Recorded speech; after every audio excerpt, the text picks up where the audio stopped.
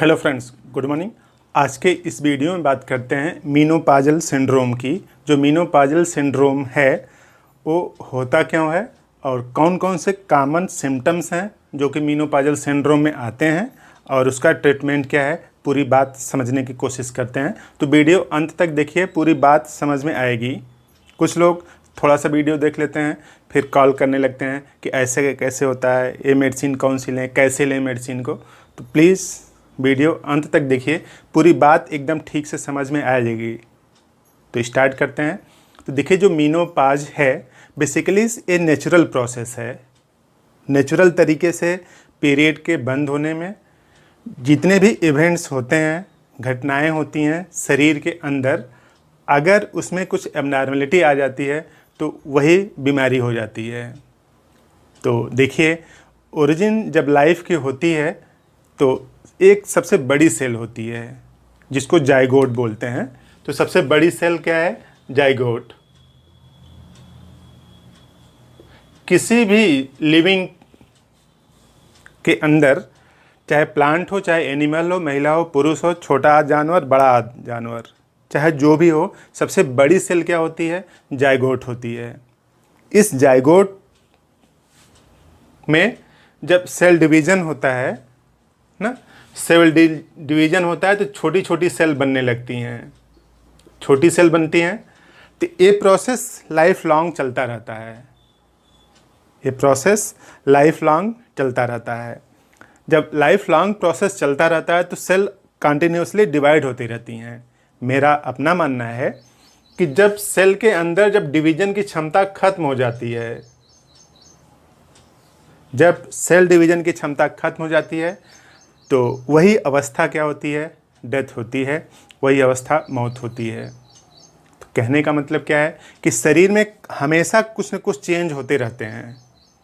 Example के लिए यूँ समझ लीजिए कि जैसे आरबीसी है, 120 दिन बाद उसको ख़त्म होना है। तो यानी उसकी जो लाइफ स्पान है, जो टाइम ड्यूरेशन है, डिफिनिट है, निश्चित है।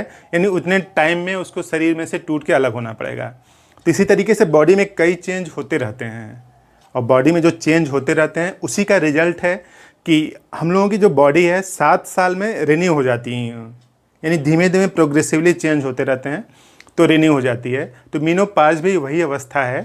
45 से 50 के आसपास महिलाओं में जो पीरियड बंद हो जाते हैं तो नेचुरल तरीके से प्रोसेस स्टॉप हो जाता है, तो उसमें कोई दिक्कत नहीं आती। एबनॉर्मलिटी की वजह से कुछ महिलाओं में जो मेनोपॉज आता है तो लक्षण आने लगते हैं। तो देखिए, जो मेनोपॉज है वो 12 month after the last menstrual period is the menopause. यानी लास्ट मेंस्ट्रुअल पीरियड जैसे आज हुआ तो आज से लेकर के बाद वाले 12 महीने तक की अवस्था को मेनोपॉज बोलते हैं। उसी में कुछ दिक्कतें क्रिएट होती हैं।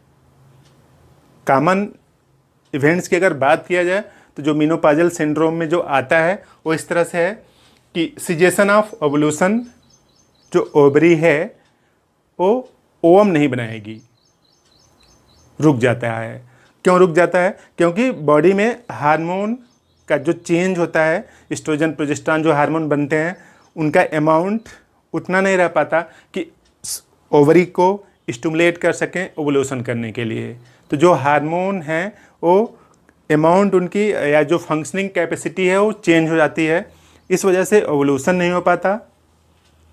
तो सिजेशन ऑफ ओवुलेशन पहला सिम्टम्स है। और दूसरा है वेजाइनल ड्राइनेस। जो वेजाइना है वो ड्राइड हो जाती है, जो योनि है वो ड्राई हो जाती है, क्योंकि उसके अंदर के जो मेम्ब्रेन है, मेम्ब्रेन को म्यूकस बनाने की जो प्रॉपर्टी है, क्षमता है, वो भी रिड्यूस हो जाती है। तो इस तरह से ड्राइनेस आ जाती है।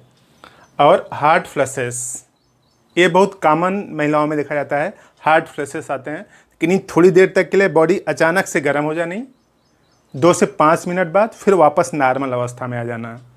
तो हार्ट फ्लशेस नॉर्मल हैं। अगर यही हार्ट फ्लशेस ज़्यादा हो जाए इंटेंसिटी में तब वो बीमारी के करेक्टर हो जाते हैं। और लॉस ऑफ लिबिडो, जो सेक्स करने की जो प्रॉपर्टीज़ है वो कम हो जाती है। अंतरंग होने की जो प्रॉपर्टीज़ है वो भी कम हो जाती है, ख़त्म होने लगती है धीमे धीमे, अंदर से अनिच्छा होने लगती है।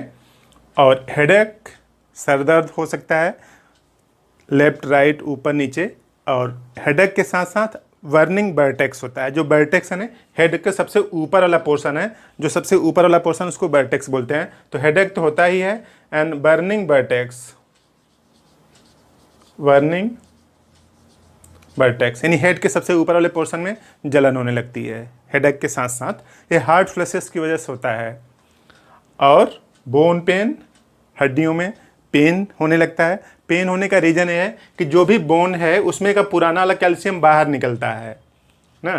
जैसे मान लीजिए इस तरह से कोई एक बोन है ऐसे, तो इसमें का जो कैल्शियम होता है, पुराना वाला कैल्शियम बाहर निकलता है और नया वाला कैल्शियम अंदर एंटर करता है। तो पुराना वाला कैल्शियम निकले और नया वाला कैल्शियम आए, इन दोनों में चेंज आ जाता है। कैल्शियम आने की जो रेट है वो कम हो जाती है, निकलने की रेट वही रहती है। तो जो बोन है उसकी डेंसिटी कम हो जाती है, और डेंसिटी कम हो जाती है तो फ्रैक्चर होने की संभावना भी बनती है। इस वजह से डेंसिटी कम हो जाने की वजह से बोन में पेन होने लगता है, और कॉन्स्टिपेशन, कब्ज भी होने लगता है, क्योंकि बॉडी के अंदर जो हार्मोनल चेंज हो रहे हैं उस वजह से कब्ज भी बना रहता है, गैस भी बनती है। और नेल जो है ब्रिटल हो जाते हैं, जो नाखून है उस पर धारियाँ बन जाती हैं, लाइन, और टूटने फूटने लगते हैं, यानी अच्छे नहीं रहते जैसा पहले हुआ करते थे। तो ये सब कुछ कॉमन चेंज हैं जो बॉडी में होते रहते हैं मीनोपॉज के दौरान। अगर इनकी इंटेंसिटी ज़्यादा हो जाए तो उसके लिए ट्रीटमेंट लेने की ज़रूरत पड़ती है। अगर सामान्य से लक्षण आ रहे हैं तो कोई बात नहीं, घबराने की कोई ज़रूरत नहीं, अपने से सही हो जाएंगे।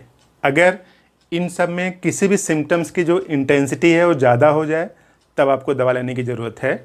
यहाँ पर जितने भी सिम्टम्स लिखे गए हैं सब होने हैं, ये तो तय है, लेकिन किसी में कम किसी में ज़्यादा। तो अगर इस तरह के सिम्टम्स आ रहे हैं तो इसी के सबको एक साथ मिलाकर क्या बोलते हैं, मेनोपॉजल सिंड्रोम। तो मेनोपॉजल सिंड्रोम के लिए होम्योपैथी में बहुत अच्छी दवाइयाँ हैं। उन अच्छी दवाइयों में से दो बहुत कॉमन लोगों को सूट कर जाती हैं, अच्छे से ट्रीटमेंट दे पाती हैं। और वो पहली दवा इस तरह से है, ग्रेफाइटिस 200 डेली सुबह 2 बूंद जीभ पर लीजिए। ग्रेफाइटिस 200 डेली सुबह 2 बूंद जीभ पर लीजिए। और दूसरी दवा है नक्स वोमिका 30 डेली रात सोने से पहले 2 बूंद जीभ पर लीजिए। तो इन दोनों दवाओं से जो हार्ट फ्लैशेस हैं, जो कॉमन समस्या देखी जाती है महिलाओं में, हार्ट फ्लैशेस, उसकी जो समस्या है उससे निजात मिलेगी। जितनी भी समस्याएं हैं सब में निजात मिलेगा। जो कॉन्स्टिपेशन हो रहा है, ब्रिटल नेल हो रहा है, बोन पेन, सब में आराम मिलेगा। लेकिन ये जो हार्ट फ्लैशेस है ना, फ्रिक्वेंटली देखा जाता है, बोलते हैं कि जलन होती है और कभी अपने आप सही हो जाता है। तो इस तरह से इन दोनों दवाओं को यूज़ करके किसी भी होम्योपैथिक मेडिकल स्टोर पर मिलती हैं, आप मेनोपॉजल सिंड्रोम की समस्या से निजात पा सकते हैं। तो आपने पूरा वीडियो देखा, जानकारी अच्छी लगी तो प्लीज़ इस चैनल को ज़रूर सब्सक्राइब करें, शेयर भी करें, ताकि और लोगों को जानकारी मिल सके। तो इस तरह से आपने पूरा वीडियो देखा, थैंक यू।